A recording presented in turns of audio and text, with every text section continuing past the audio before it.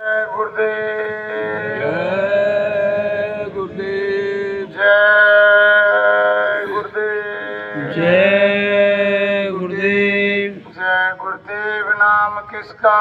प्रभु का। प्रभु का पावन प्यारा नाम। जय गुरुदेव। विश्व में सुख शांति कौन लाएगा? जय गुरुदेव। आने वाली बीमारी और मुसीबतों से कौन बचाएगा? जय गुरुदेव। जन जन में प्यार मोहब्बत कौन लाएगा? जय गुरुदेव। सीते जी प्रभु दर्शन कौन कराएगा? जय गुरुदेव। कलयुग में सतयुग कौन लाएगा? जय गुरुदेव। माँ बहनों की रक्षा कौन करेगा? जय गुरुदेव। नाम नहीं इंसान का, ये नाम है भगवान का। ये काम नहीं इंसान का, ये काम है भगवान का। जय गुरुदेव। जय गुरुदेव। सर्वसमर्थ सर्वव्यापक मंचासीन गुरु महाराज के चरण कमलों में कोटि कोटि बार नमन। सम्माननीय हमारे इंटर कॉलेज के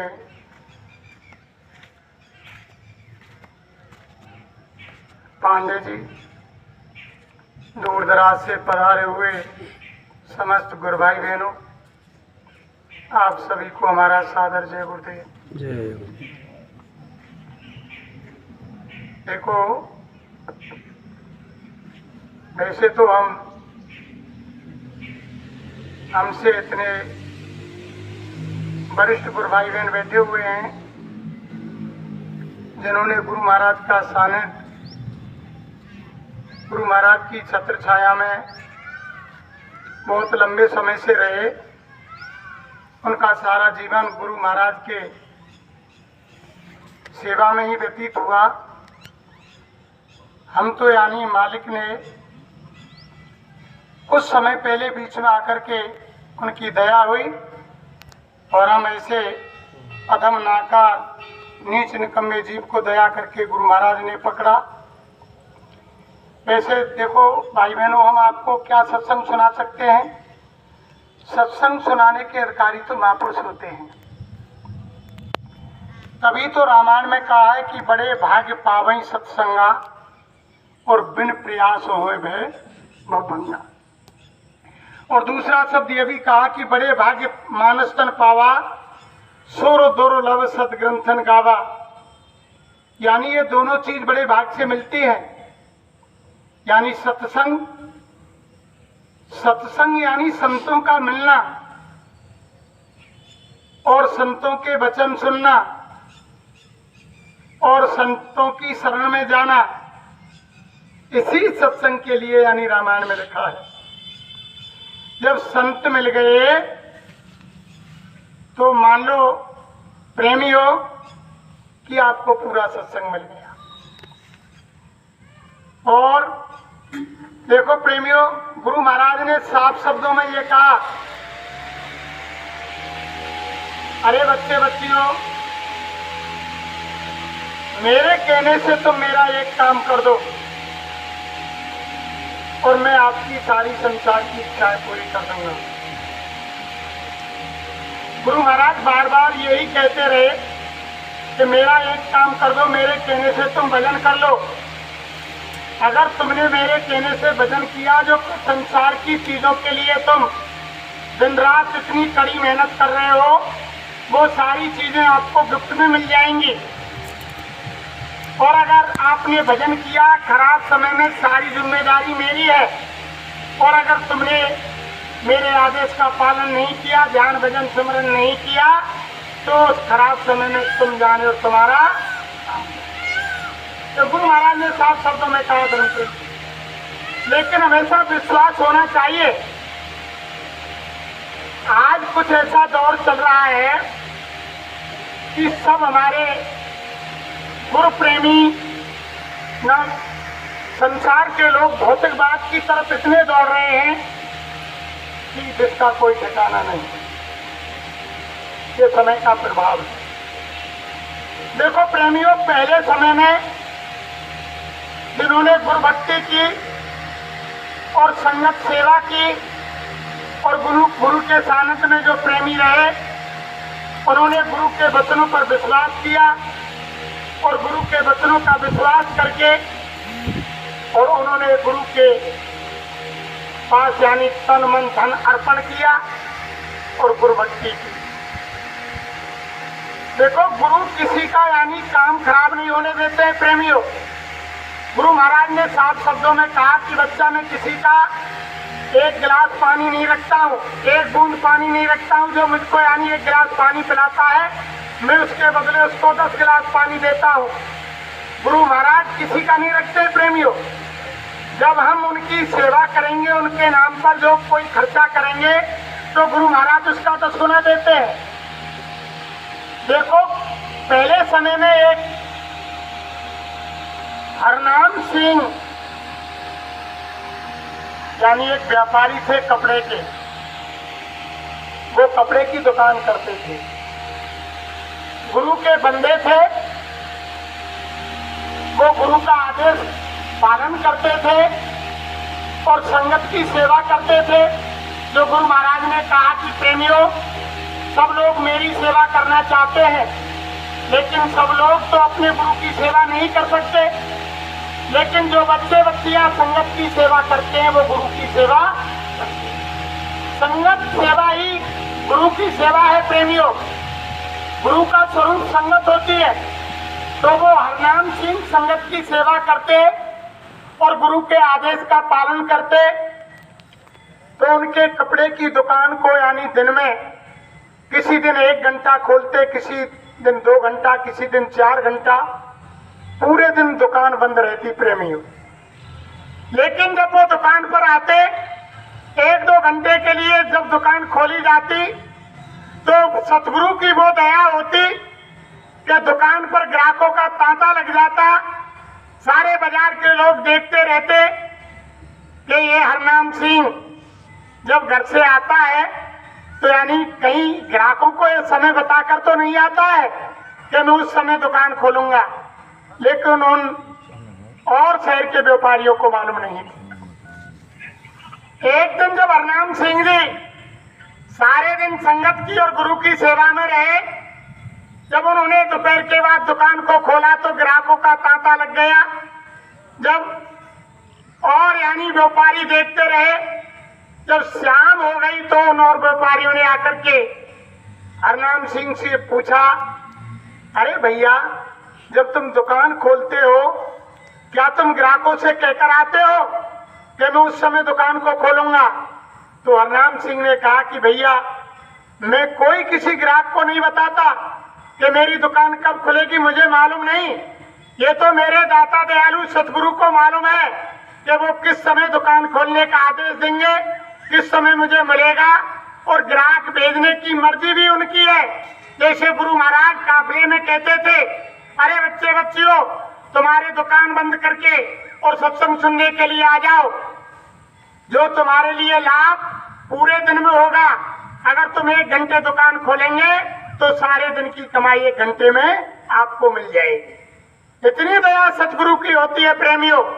तब हरनाम सिंह ने कहा कि भैया, मैं तो कहकर नहीं आता, लेकिन मेरे सतगुरु की दया है। ये सतगुरु यानी वो जानते हैं कि इनको संगत की सेवा से और गुरु आदेश से फुर्सत ही नहीं। जब इनको फुर्सत मिलती है, दुकान खोलते हैं 1-2 घंटा, तो उनकी दया से ही वो ग्राहक दुकान पर आते हैं। तो कभी भी प्रेमियों, स्वामी जी महाराज ने हमारे सामने मन से कहा, अरे बच्चे बच्चियों, किसी बच्चे बच्ची का खेत पक रहा है और उसको काटने की तैयारी हो रही है। अगर कोई सत्संग कार्यक्रम गुरु महाराज का लग गया तो गुरु महाराज ने कहा कि तुम उस खेती को छोड़ करके मेरे यहाँ आ जाओ, तुम्हारी एक बाली का नुकसान नहीं होगा। जैसी तुम फसल को छोड़ करके आओगे, वैसी फसल तुमको खड़ी मिलेगी, कितना भी समय लग जाए। लेकिन धर्म प्रेमियों, गुरु भाई बहनों, और हम और आपने गुरु महाराज के वचनों का विश्वास नहीं किया। अगर गुरु महाराज के वचनों का विश्वास करते तो यानी ये हालात परिस्थिति आज जो गुरु महाराज हमारी इन चरमाकों से ओझल हो गए, जो आज दिखाई नहीं दे रहे हैं, ये यानी संकट की घड़ी आपके और हमारे सामने नहीं आती। यानी गुरु महाराज जब यानी उनका जीव कोई रास्ते से भटकता है और जब उनके आदेश का पालन नहीं करता है तो यानी महापुरुष साइड में हो जाते हैं और अपने यानी जीव को विरह और तड़प पैदा करके, यानी जब उसके अंदर विरह तड़प पैदा होती है, जब विरह की ज्वाला, विरह की अग्नि अंतर में जलती है, जब यानी मालिक की तड़प पैदा होती है, तब वो यानी गुरु उनको दीदार दर्शन देते हैं। तो गुरु महाराज को साइड में इसीलिए ही होना पड़ा। अगर हम गुरु के आदेश का पालन करते और उनके वचनों को मानते, हमने उनके वचन को नहीं माना प्रेमियों, उनके वचन को भूल गए। अगर गुरु महाराज के वचन को मानते और उनके आदेश का पालन करते तो आज यानी ये हालात, परिस्थिति, यानी वो संगत के अंदर इस तरह का बिखराव नहीं होता। लेकिन गुरु महाराज ने जो भी सारा काम हो रहा है उनकी दया मौज से हो रहा है। गुरु महाराज ने ये भी कहा, अरे बच्चे बच्चियों, जब महात्मा सीधा डमरू बजाते हैं तो भीड़ इकट्ठी हो जाती है और महात्मा उल्टा भी बजाना जानते हैं। जैसे निजामुद्दीन औलिया से जब वो सत्संग दे रहे थे, जब उनके शिष्य सफरू साहब ने पूछा, जब सत्संग समाप्त हो गया, जब औलिया साहब अपनी कुटिया में झोंपड़ी में गए, तब उन्होंने जाकर पूछा कि गुरु महाराज, हे मेरे मुर्शिद, मुझको ये बताओ कि जो इतने लोग आपके सत्संग में आ रहे हैं, इनके लिए आपने जो नाम की दौलत बख्शीश की है, ये सभी प्रेमी और सत्लोक को जाएंगे? तब औलिया साहब ने कहा, अरे नहीं बच्चा, जो मुझ में और खुदा में यानी कोई अंतर नहीं समझेंगे, वो यानी सत्लोक को जाएंगे। तभी तो यानी महापुरुषों ने कहा कि सत्पुरुष की आरती और संतन की दे और लखना चाहे लखो तो नहीं में, यानी पूरा रूप लेकर के धरती पर यहाँ यानी मनुष्य शरीर में मालिक आते हैं, लेकिन हम तुम प्रेमियों नहीं पहचान पाते हैं। सदा सत्पुरुष संसार में नर्तन धर के आते हैं, मगर दुनिया वाले उन्हें कभी पहचान नहीं पाते हैं। उनको यानी जो पहचान जाते हैं तो यानी उनका काम बन जाता है। यही बात यानी कबीर साहब ने जब इंद्रमती रानी को नामदान दिया, जब नाम की दौलत बख्शीश की और उनकी जब तीसरी आंख खुल गई, जब ऊपर के लोगों का नजारा किया, जब पहले स्थान पर पहुंची तो वहां गुरु स्वरूप का दर्शन किया, दूसरे, तीसरे, चौथे, पांचवे, जिस स्थान पर इंद्रमती की आत्मा गई उसी स्थान पर गुरु महाराज को बैठे देखा। तब इंद्रमती ने यानी उनकी आत्मा ने गुरु के आगे समर्पण होकर कहा कि गुरु महाराज, तुमने मुझको ये क्यों नहीं बताया कि सत्यलोक में भी आप हैं और यानी धरती पर मृतलोक में भी आप ही हैं? तब कबीर साहब ने कहा, अरे बच्ची, अगर मैं तुमको मृतलोक में कहता, अरे के बच्ची, सत्यलोक में भी मैं ही बैठा हूँ और मृतलोक में भी मैं ही हूँ, तुम मेरे वचन का विश्वास नहीं करती। जब तुमने मुझे चश्मदीद देख लिया, हर मंडल पर गुरु को विराजमान देख लिया, तब इंद्रमती ने यानी गुरु के वचन पर भरोसा किया। प्रेमियों, अगर ऐसा भरोसा हमारे और आपके यानी अंदर हो जाए तो गुरु महाराज यानी हमारी तीसरा काम, तीसरी नाक खोलने में यानी समझ नहीं करें। वो तो यानी पलक मारते इतना पावर लेकर के हमारे गुरु महाराज धरती पर आए। आज तक कोई ऐसा यानी फकीर, कोई महात्मा, कोई संत, कोई औलिया धरती पर नहीं आया जिन्हें खुले मंच से और नाम की दौलत को यानी ऐसे लुटाया। जो जीव इस नाम की दौलत के अधिकारी नहीं थे, उनको भी गुरु महाराज ने जबरदस्ती दिया। तभी गुरु महाराज ने मन से कहा, अरे बच्चे बच्चियों, ये चीज मैंने आपको यानी जबरन आपकी झोली में डाली है, आप इसके लायक नहीं थे, लेकिन जबरन गुरु महाराज ने नाम की दौलत को बख्शीश किया। प्रेमियों, और गुरु महाराज ने दया करके इतना पावर यानी अनामी धाम से लेकर के आए, जितने भी संत महात्मा धरती पर पहले आए, सबने सत्संग के बाद पांडालों में नामदान दिया। और यानी नामदान लेने की कुछ शर्तें सेवादार कहते तब पांडाल के अंदर नामदान लेने जाते, लेकिन गुरु महाराज ने किसी का यानी खोट कसूर कोई कर्म ये नहीं देखा कि इसने अच्छा किया बुरा किया, यानी तुरंत उनके सामने गए और उनके बर्तन को साफ किया, नाम की दौलत डाली। इतना पावर लेकर के गुरु महाराज आए, छोटा मोटा पावर लेकर के प्रेमियों नहीं आए धरती पर, यानी ऐसा महापुरुष शायद कभी कोई मेरे विचार से तो धरती पर कोई आने वाला नहीं। तभी तो गुरु महाराज ने कहा, अरे बच्चे बच्चियों, मैंने यानी दादू को भेजा, यानी कबीर को भेजा, नानक को भेजा, मीराबाई को भेजा, सेजो भाई को भेजा, चरणदास को भेजा, भीखा साहब को भेजा, राधा स्वामी महाराज को भेजा, ना जाने कितने संत महापुरुषों को धरती पर भेजा। जब तुमने उनकी बात को नहीं माना और जब तुम यहाँ नहीं आए तो अब की बार में स्वयं चल करके धरती पर आया, खुद चल करके गुरु महाराज नामी धाम से आए। और किस लिए आए? गुरु महाराज ने साफ शब्दों में कहा कि हम आए हुए देश से और जहां तुम्हारो धाम और तुमको घर पहुंचा बनो एक हमारो, एक काम लेकर के गुरु महाराज आए। कोई भी उनका दूसरा काम नहीं था, चाहे उन्होंने कितने भी काफले निकाले, कितने भी सत्संग दिए, कितनी भी यानी भूमि जो तक दूरदर्शी बनाई, सबका लक्ष्य गुरु महाराज का यही था कि मैं बच्चे बच्चियों इतना बड़ा जाल डालूंगा कि छोटे छोटे यानी मछलियां और बड़े बड़े मगरमच्छ घड़ियाल यानी मेरे जाल में फंस जाएंगे। गुरु महाराज सबको बुलाना चाहते थे कि किसी तरह से मेरे पास आ जाए और ये नाम की दौलत ले ले और भजन के रास्ते पर लग जाए, इनकी आत्मा को यानी मैं कल्याण करके निज घर पहुंचा दूं। और यही दे लेकर के गुरु महाराज आए, लेकिन आप हमने गुरु महाराज के वचनों का विश्वास नहीं किया। और ये तो सारी चीज गुरु महाराज ने प्रेमियों इनके ऊपर विश्वास करना पड़ेगा।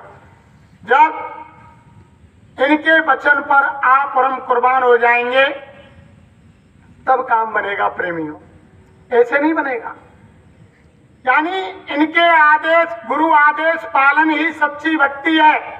जब गुरु के आदेश का पालन करेंगे तभी यानी हमारी भक्ति बनेगी।